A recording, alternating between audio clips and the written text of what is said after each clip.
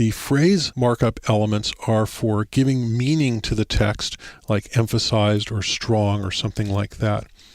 The font markup elements are actually depreciated in XHTML 1.0 and HTML 4.01. The HTML police, as I affectionately call them, would prefer that we not use font markup elements. In reality, if you care about how your text is going to be rendered on the screen, you want to use the font level markups and not the phrase level markups. The phrase level markups do not guarantee how the phrase is going to be rendered on the screen. If you care that it's italic, if you care that it's bold, then use the tags that mean that.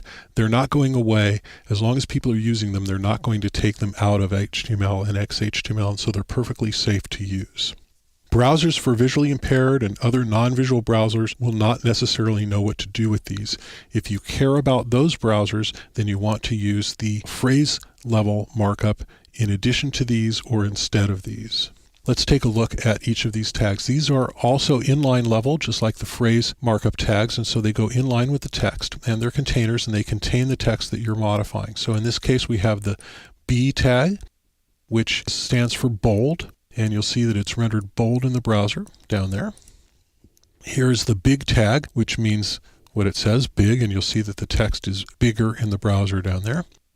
Here is the I tag for italic, and you'll see that it's italic in the browser down there. So these do exactly what it is that they say.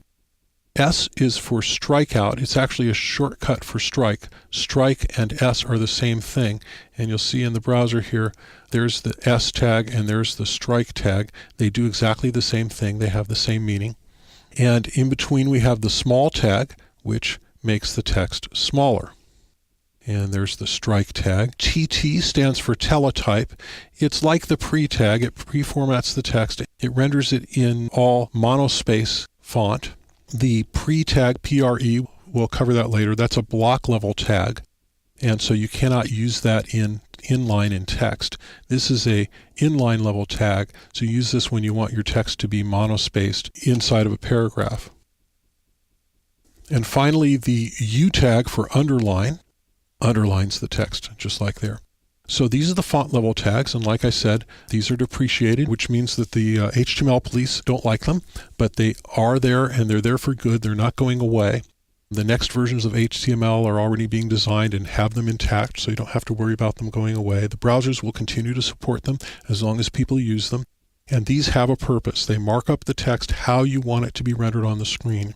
If you care about how your text is rendered on the screen, if you want something specifically to be italic and something else specifically to be bold, then you use these tags. If you care about the meaning and how they're rendered on a non-visual browser, then you use the phrase markup tags, and you can use them together if you need to.